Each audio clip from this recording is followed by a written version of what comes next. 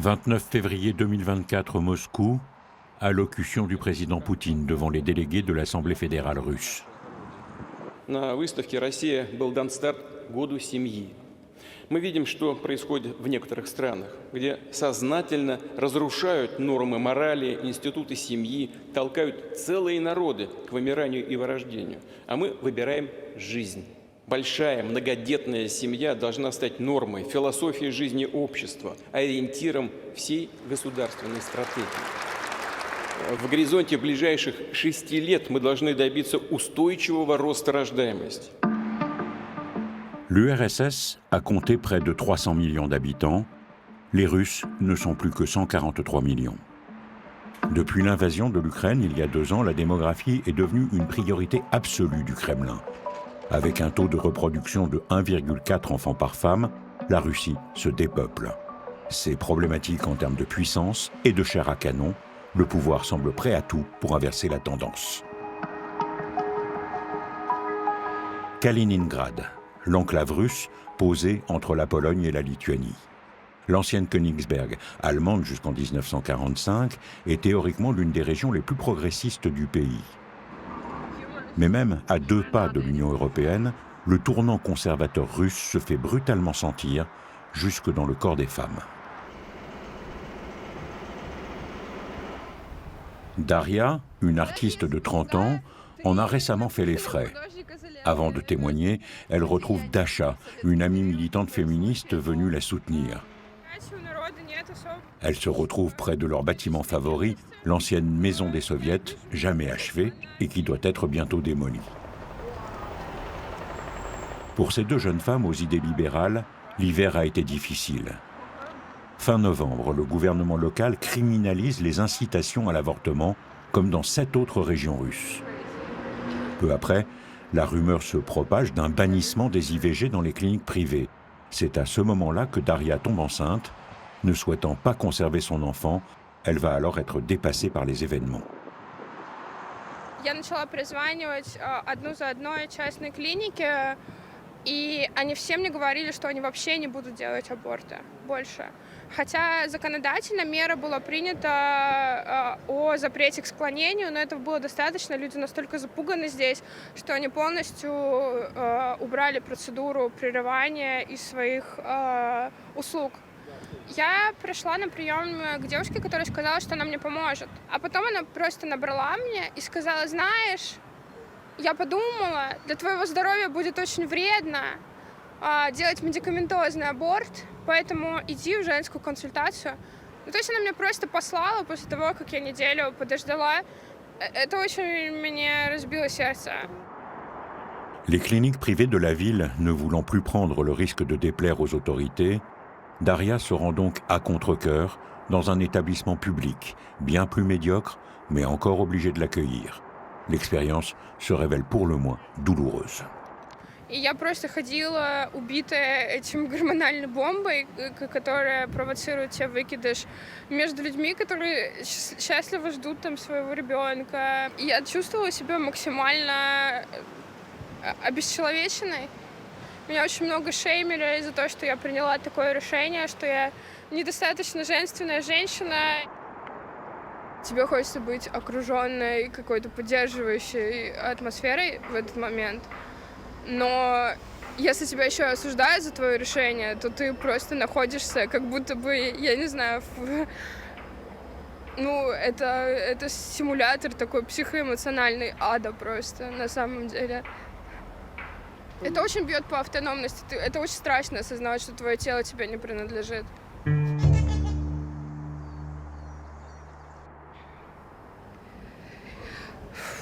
Я просто пыталась going through it, как-то это пережить. La jeune artiste a alors trouvé refuge dans la création. Notamment dans le graffiti, pratique interdite en Russie. Ce personnage mécontent, selon Daria, c'est elle-même. Une façon de se débarrasser de son mal-être.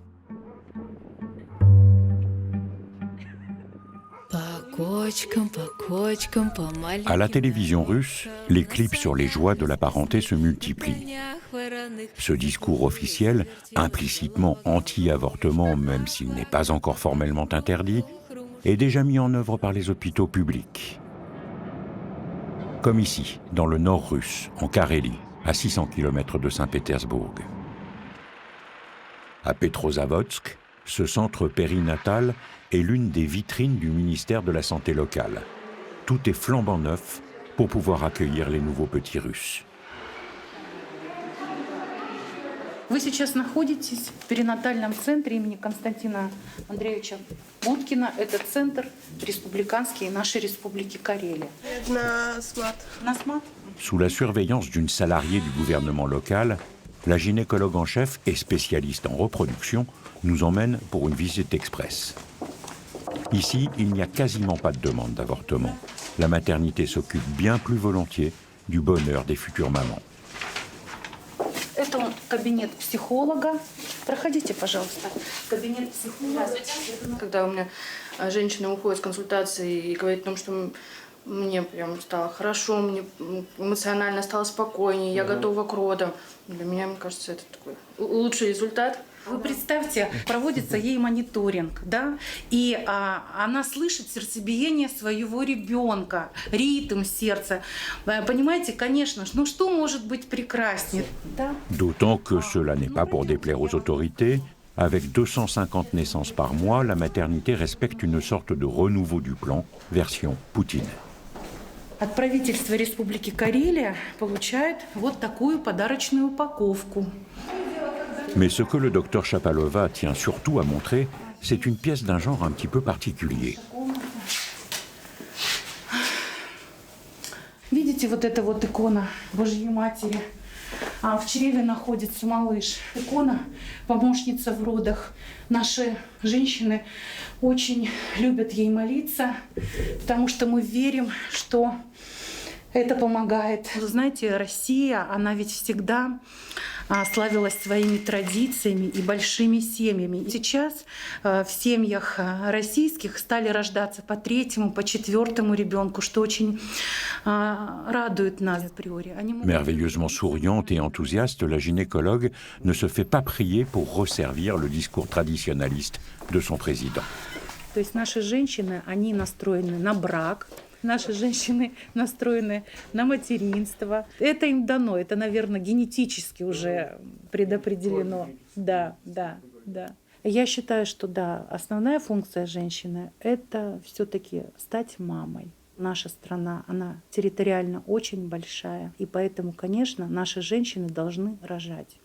И я думаю, что так и будет, и демографическая ситуация в нашей стране со временем она улучшится. Женщины, которые православные верующие, там ведь запрещены церковью аборты. Такие женщины никогда не сделают аборты. Эти женщины будут рожать столько, сколько свыше им дается.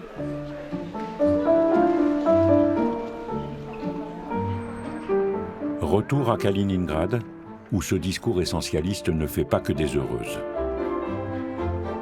Au-dessus du café Tolstoï, Dasha est venue ce matin dans les locaux de l'association Féminitive. Elle l'a fondée en 2019 pour soutenir les droits des femmes. Lisa, 21 ans seulement, est venue témoigner. Tombée enceinte sans l'avoir prévu en décembre, elle perd son fœtus in utero après 6 semaines.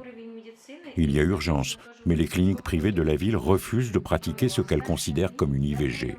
Elle va, elle aussi, connaître l'enfer dans un hôpital public pour femmes.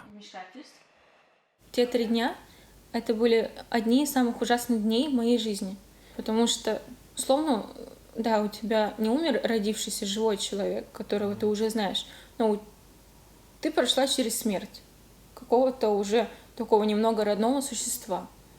И ты находишься в больничных условиях и вокруг людей, которые абсолютно равнодушны. У тебя появляются вопросы к врачу. А что это за способы, как они проводятся, какая подготовка, какие личные последствия для тебя, что вообще будет потом. И она мне отвечает: посмотрите в интернете. Заходи, это ж к нам.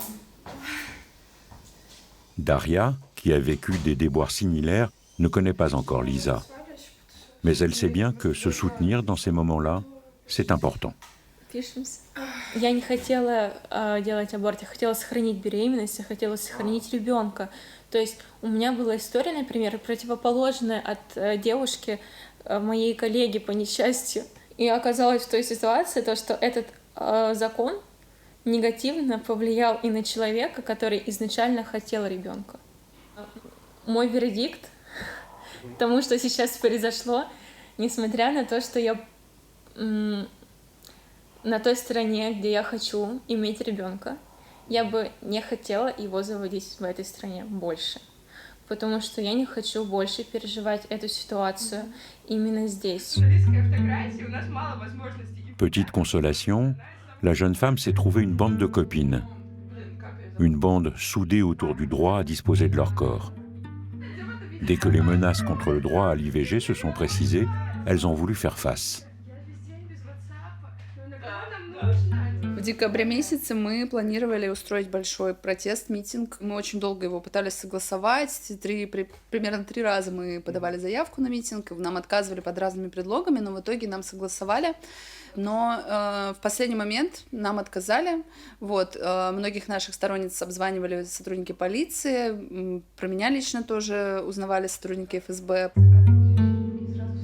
La grande manifestation s'est transformée en une série de piquets solitaires, seul mode d'action autorisé en Russie. Mais demander seul devant un siège de région pourquoi les politiques veulent s'introduire dans nos ventres relève tout de même d'un courage certain. Depuis, les militantes de Féminitive continuent à se battre pour défendre leurs sœurs et l'artiste de la bande continue à tricoter quelques rêves. Наш независимый гинекологический кабинет, у которого есть лицензия на то, чтобы давать таблетки. Вся проблема именно вот в этой лицензии. Как, заинтересовались на наше помещение? De Kaliningrad à Moscou, 2 Russies diamétralement opposées n'arrivent plus à communiquer. L'une tournée vers l'Europe, l'autre repliée sur le conservatisme et le souvenir d'une Russie très peuplée, donc puissante.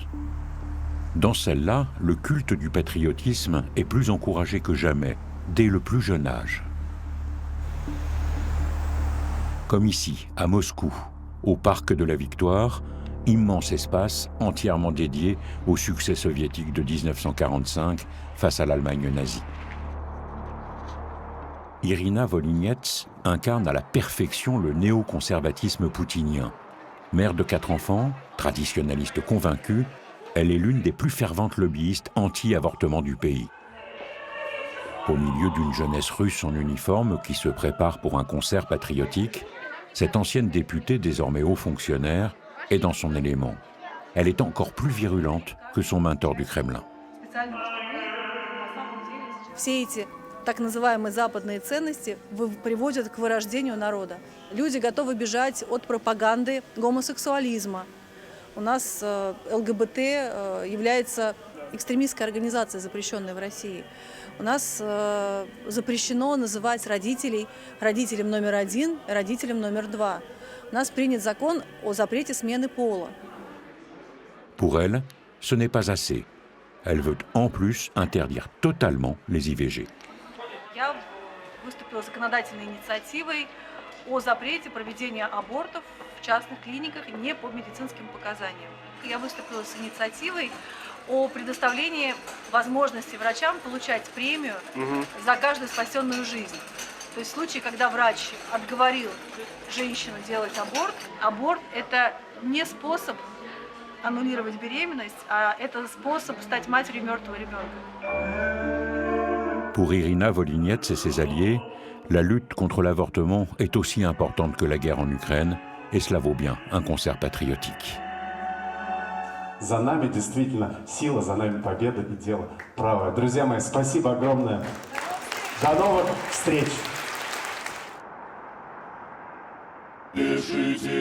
Autre acteur du virage conservateur en cours, l'Église orthodoxe. Elle prend une place grandissante dans l'appareil d'État, notamment son tout-puissant patriarche Kirill, un intime du président. Fin novembre, dans la grande salle des fêtes du Kremlin, ils ont à nouveau célébré en grande pompe l'alliance à la russe du sabre et du goupillon.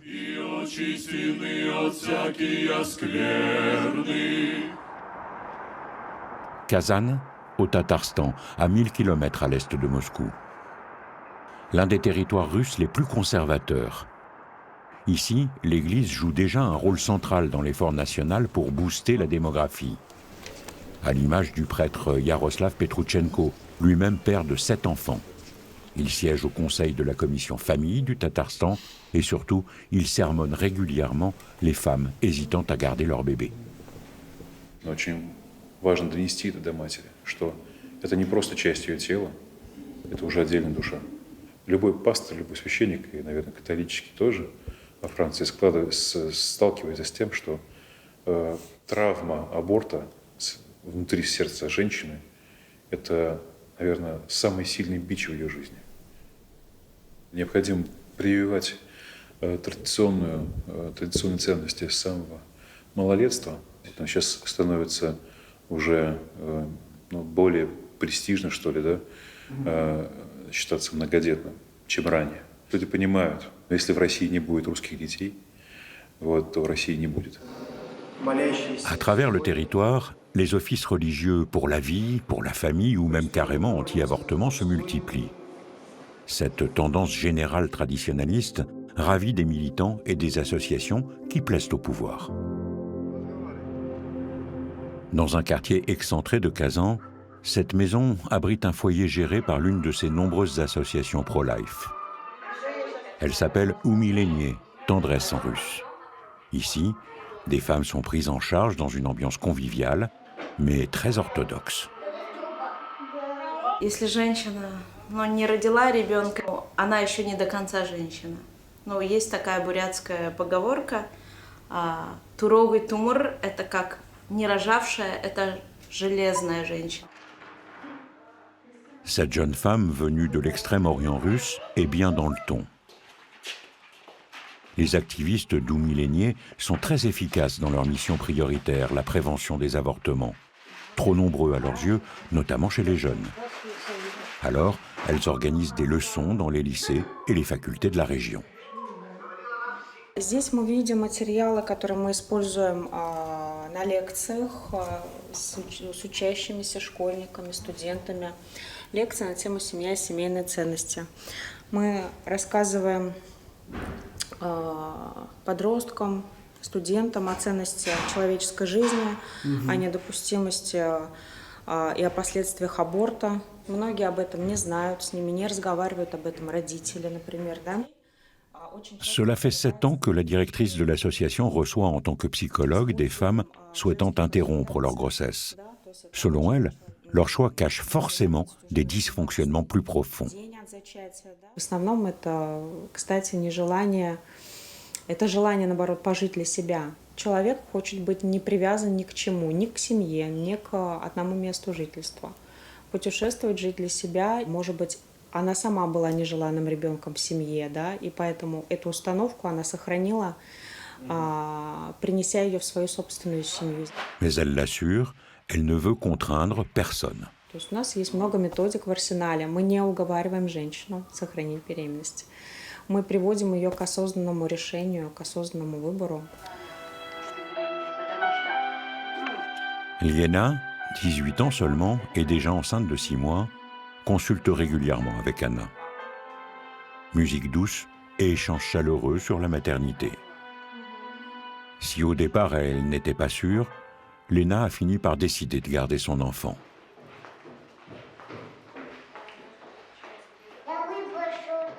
Qu'est-ce qu'elle vous a dit pendant ces sessions? То, что, во-первых, после забеременела первый раз, ты рожаешь первый раз, после первого аборта ты не сможешь иметь детей. Есть большой шанс того, что ты не сможешь иметь. То, что ребенок – это самое главное в жизни. То, что надо рожать, это мой ребенок, он должен увидеть свет. La journée n'est pas terminée pour la psychologue. Il lui reste encore 6 femmes à voir, cette fois dans un planning familial public de Kazan. Consulter un psychologue est obligatoire si ces femmes veulent poursuivre leur démarche pour avorter. Dans certaines régions, elles doivent également être reçues par un prêtre. Retour dans le Grand Nord, Irina Feynman est une spécialiste de l'histoire des questions de maternité. Elle gère une grosse communauté en ligne dédiée aux problèmes liés à la procréation.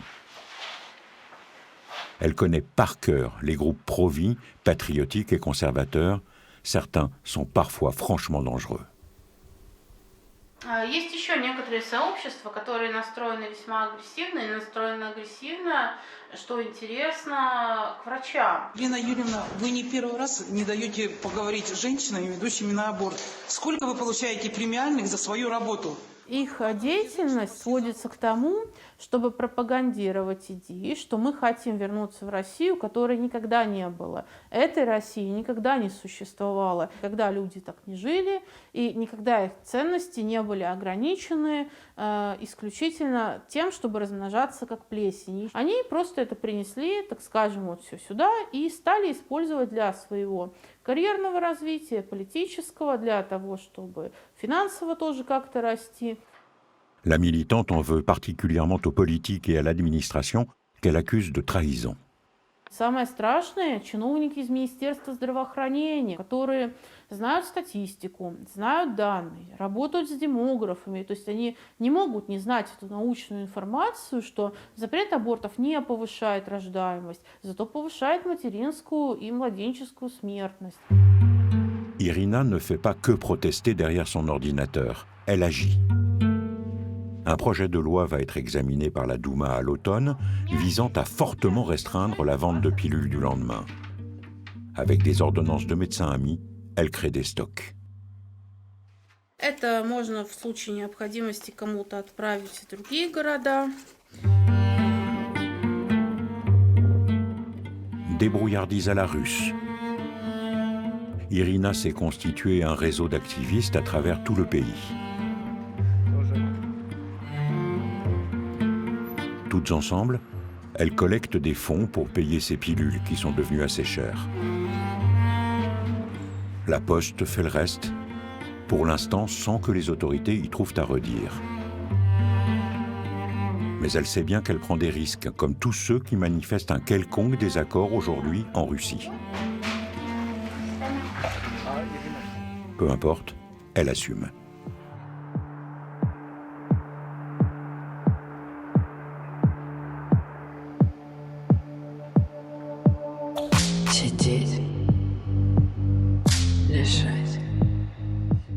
À Kaliningrad, Daria travaille sur ses œuvres et se remet doucement de son épreuve.